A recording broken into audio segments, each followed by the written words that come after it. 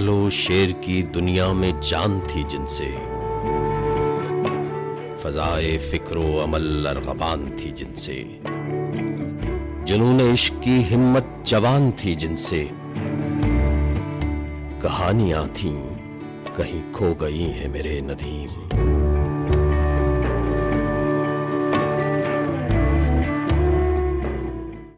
بے حرص و ہوا بے خوف و خطر، اس ہاتھ پہ سر اس کف پہ جگر، یوں کوئے صنم سے وقت سفر، نظارہ بام ناز کیا، جس خاک میں مل کر خاک ہوئے وہ سرمہ چشم خلق بنی، جس خار پہ ہم نے خون چھڑکا ہم رنگ گلے تن ناز کیا۔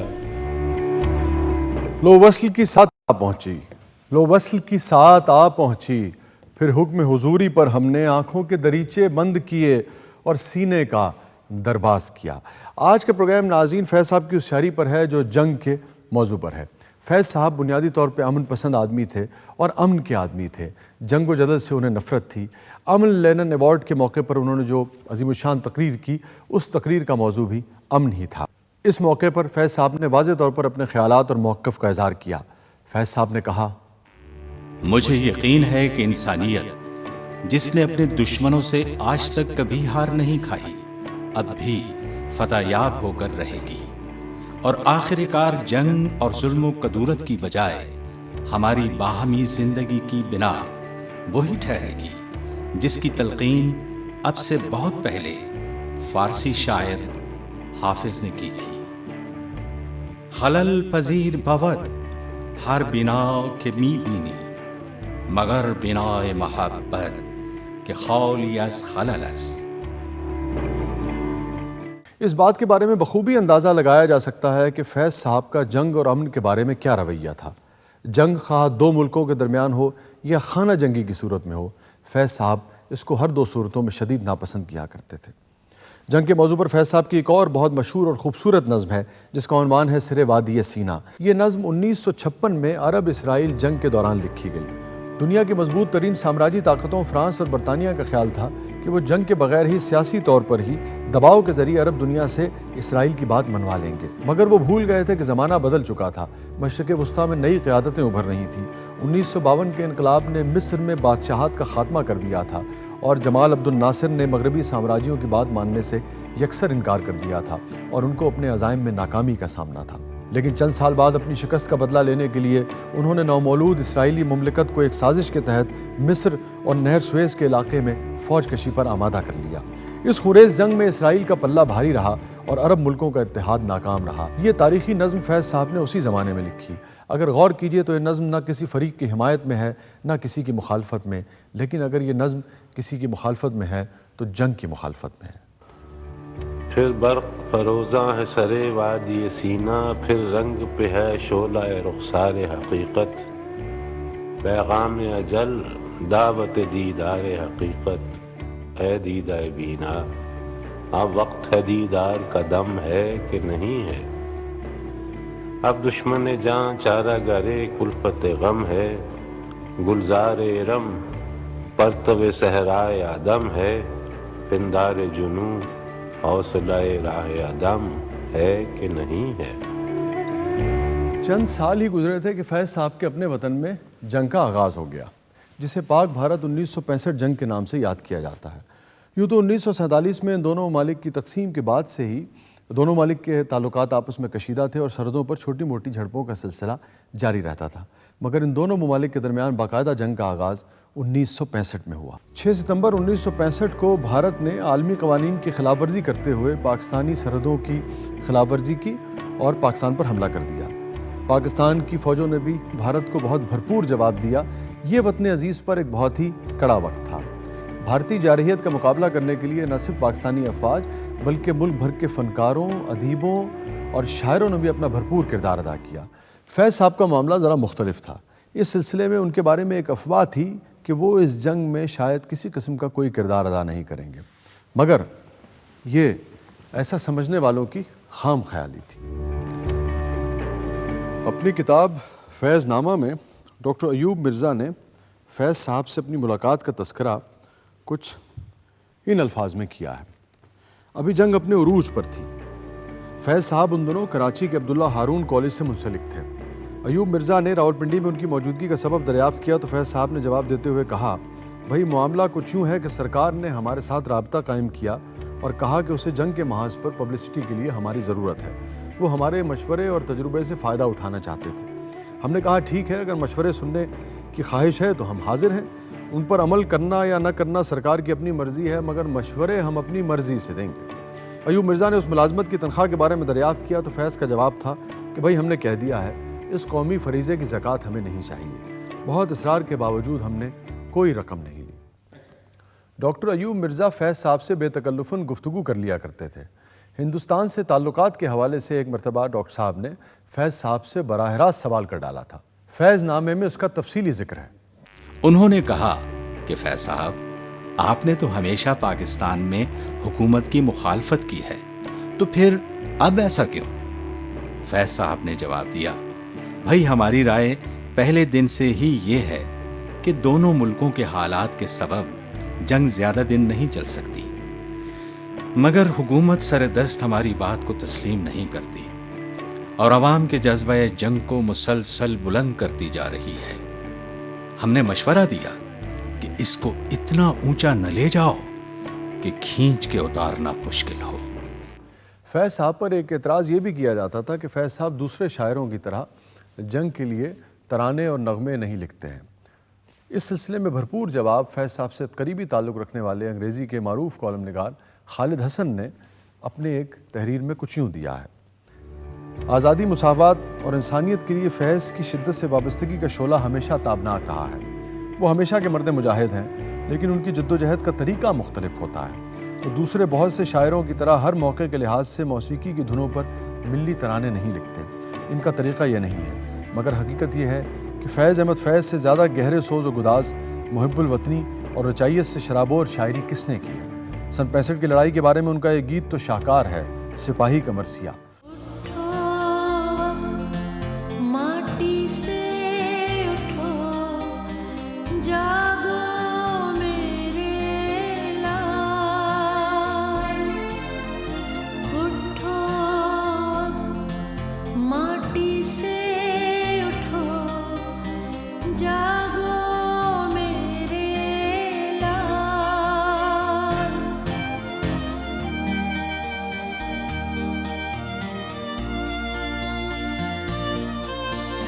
تمری سیج سجاون کارن دیکھو آئی رینندی آرن نیلے شال دو شالے لے کر جن میں دکھین اکھین نے ڈھیر کیے اتنے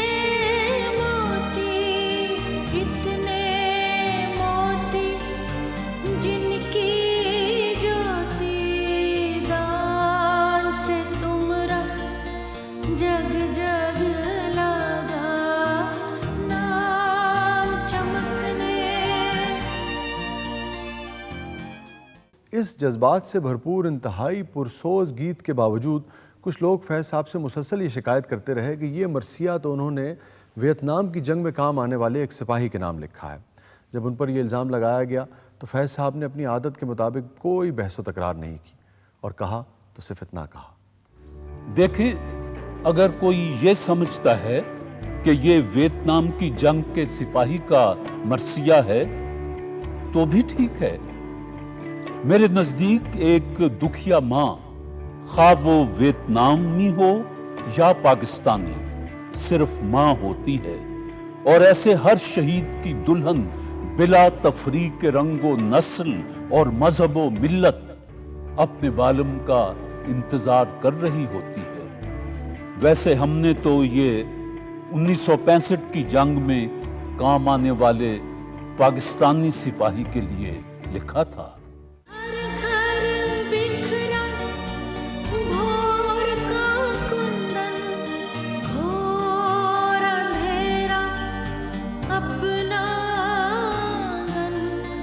جانے کب سے رہا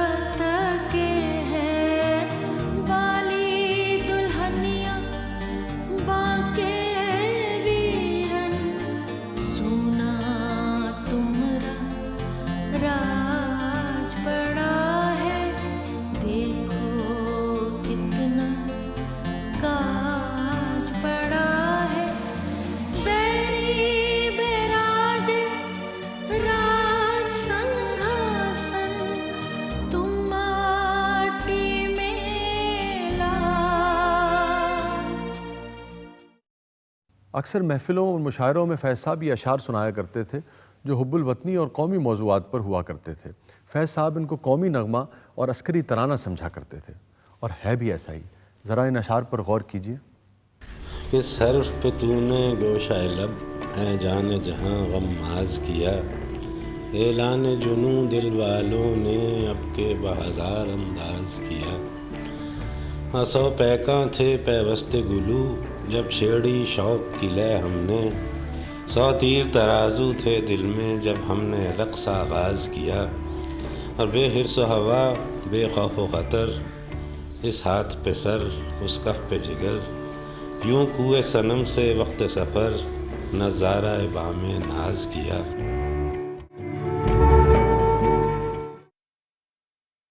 فیض صاحب کی قومی اور وطنی شاعری پر گفتگو کے لیے آج ہم نے مدعو کیا ہے جناب حمید اختر صاحب کو۔ آپ کسی تعارف کے محتاج نہیں ہیں۔ السلام علیکم سر۔ اور بہت نامور ادیب ہیں اور بہت نامور کالم نگار ہیں۔ حمید صاحب، آپ کی بڑی دوستی تھی، قریبی مراسم تھے فیض صاحب سے، اور آپ ان کی شخصیت کے تقریباً جتنے بھی پہلو ہیں ان سب سے آشنا تھے اور آشنا ہیں۔ آپ جانتے ہیں کہ کچھ خاص نقطہ نظر کے لوگوں کا اس وقت بھی یہ خیال تھا اور وہ فیض صاحب کی حب الوطنی پر شک کیا کرتے تھے۔ آپ اس سلسلے میں کیا کہیں گے؟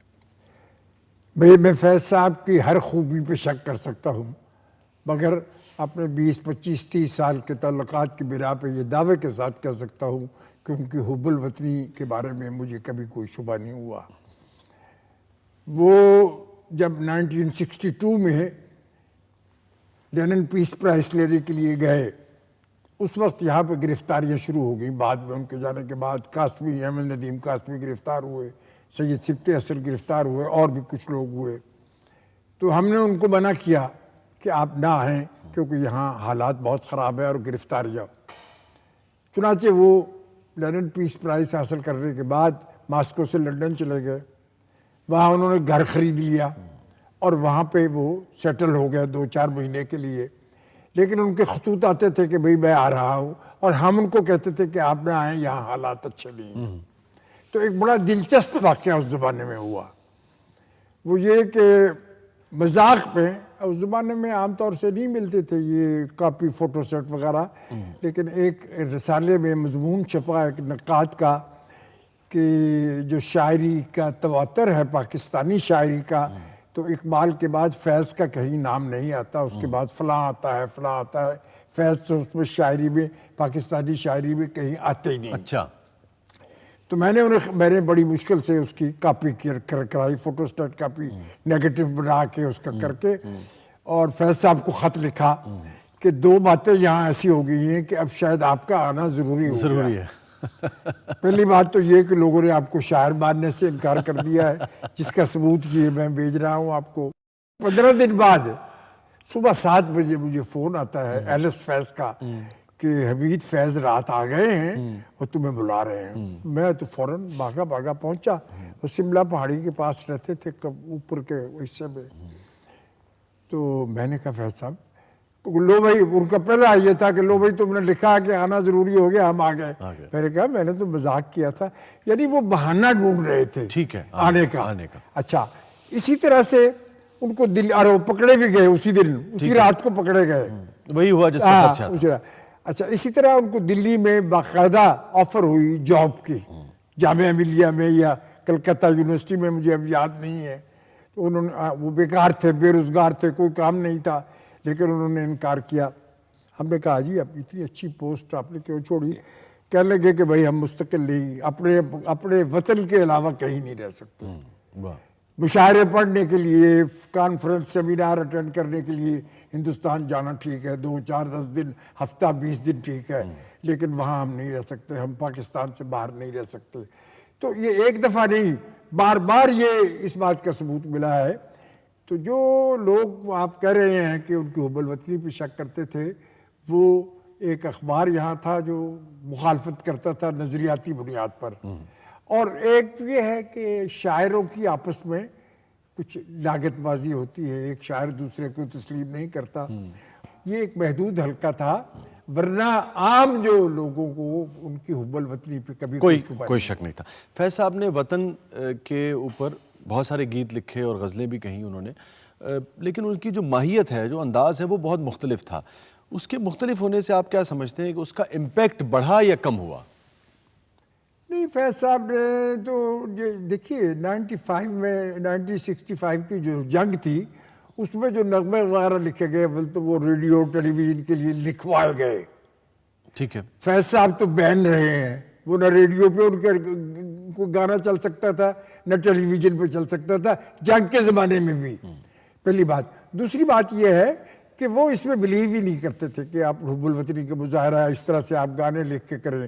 وہ کرنے کے لیے وہ جو ان کے دل میں تھی، مثلا ان کا بیان اس زمانے میں اندرا گاندھی نے کسی معاملے میں کچھ پاکستان سے ہمدردی کا اظہار کیا تو فیض صاحب کا بیان چھپا تھا کہ ماں سے زیادہ بچے کی محبت کا دعویٰ کرنے والی ڈائن کہلاتی ہے. یہ ریکارڈ پہ ہے، موجود ہے. تو یہ کہنا کہ انہوں نے کیوں نہیں لکھا، ان کو انسپریشن نہیں ملی، لیکن حب الوطنی پہ کوئی شبہ نہیں ہوتا. اور وہ جنگ کے زمانے میں پوری طرح سے اس میں انوالو رہے کہ کیا ہوتا ہے کیا نہیں ہو رہا اور پاکستان کو کس حالت میں ہے. یہ بار بار لوگوں کے ساتھ پوچھتے رہے. وہ لاہور میں تھے، ویسے کراچی میں رہائش پذیر تھے. جب جنگ شروع ہوئی تو لاہور میں تھے، وہ یہاں سے کراچی گئے اور مستقل طور پہ ٹیلی فون پر بھی لاہور کے حالات کا پوچھتے رہے. اس لیے یہ کہنا بالکل غلط ہے کہ وہ اس میں وہ نہیں تھے. جو فیض صاحب کے سامانے نگار ہیں مرزا ظفر الحسن اور ایوب مرزا صاحب نے بھی یہی باتیں لکھی ہیں، لیکن پھر بھی لوگوں کا خیال تھا کہ فیض صاحب کا کوئی خاص کردار نہیں تھا، یعنی کہ 65 کی جنگ کے دنوں اور وہ ایک طرح سے نہیں. خاص کردار کس کا تھا بھائی؟ یعنی قتیل شفائی نے ایک نغمہ لکھا، جمیل الدین علی نے ایک نغمہ لکھا، فلاں شاعر نے ایک نغمہ لکھا، لیکن 40,000 شعر آئے ہے ہمارے ہاں. کس نے لکھا؟ یہ کوئی حب الوطنی کا معیار نہیں ہے کہ اگر آپ نے جنگ پہ نغمہ نہیں لکھا تو آپ کی حب الوطنی مشکوک ہوگی. میں تو اس کو معیار نہیں سمجھتا. احمد راہی نے نہیں لکھا، کچھ نہیں لکھا، منیر نیازی نے نہیں لکھا. بے شمار شاعر ہیں ہمارے یہاں. تو اینٹ اٹھاؤ تو شاعر نکلتا ہے، لیکن 4 یا 6 شاعروں نے نغمے لکھے. بڑی اچھی بات ہے. انہوں نے محسوس کیا لکھا. جنہوں نے محسوس نہیں کیا یا ضروری نہیں سمجھا یا ان کو انسپریشن نہیں ہوا یا انہوں نے اظہار کا یہ ذریعہ ضروری نہیں سمجھا، ان کو یہ سمجھنا کہ پھر یہ بھی ہے کہ سب کے لیے ممکن بھی نہیں تھا کہ اتنے لوگوں کے گیتوں کو اتنے لوگوں کو کیا کمپوز کیا جاتا اور اس کو وہ چلایا جاتا. بالکل. بڑی نوازش سر، تھینک یو سو مچ. آپ تشریف لائے حمید صاحب.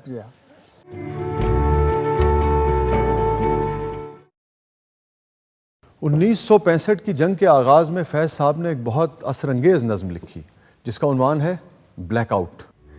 جب سے بے نور ہوئی ہیں شمعیں، خاک میں ڈھونڈتا پھرتا ہوں نہ جانے کس جا، کھو گئی ہیں میری دونوں آنکھیں. تم جو واقف ہو بتاؤ کوئی پہچان میری،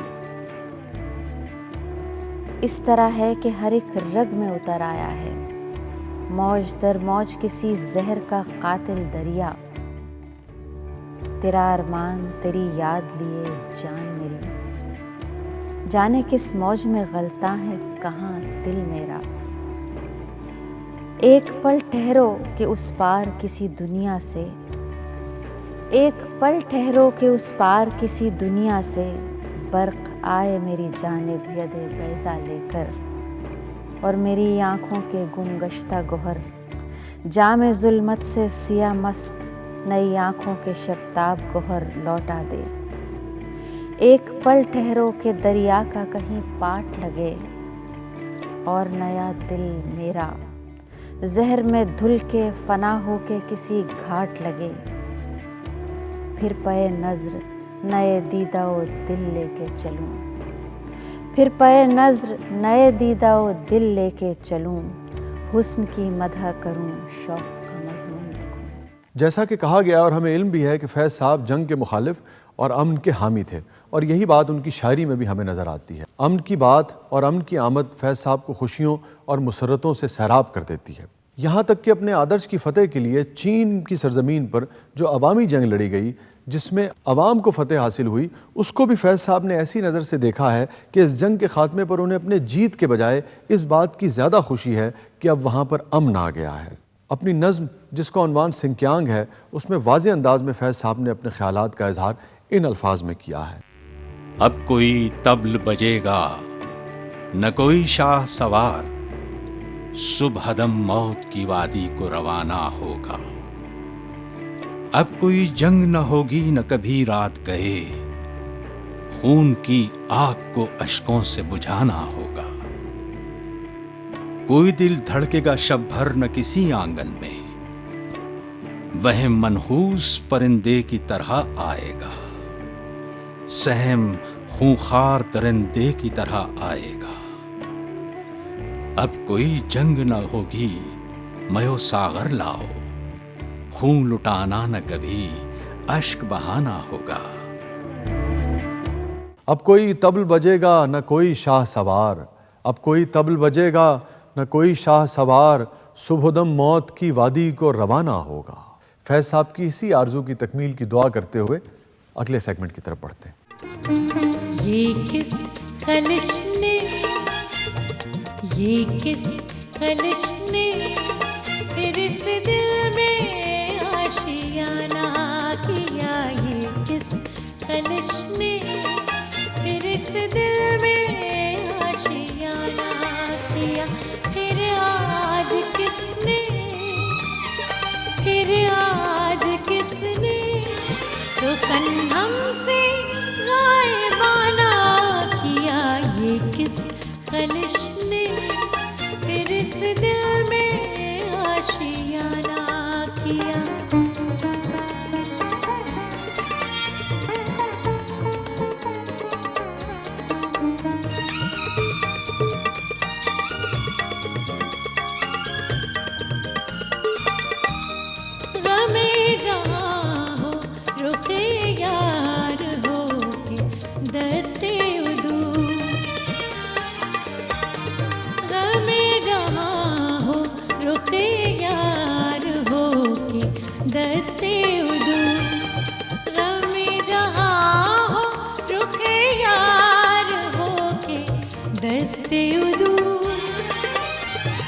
سلوک جس کیا، سلوک جس کیا ہم نے عاشقانہ کیا، یہ کس خلش نے پھر اس دل میں آشیانہ کیا.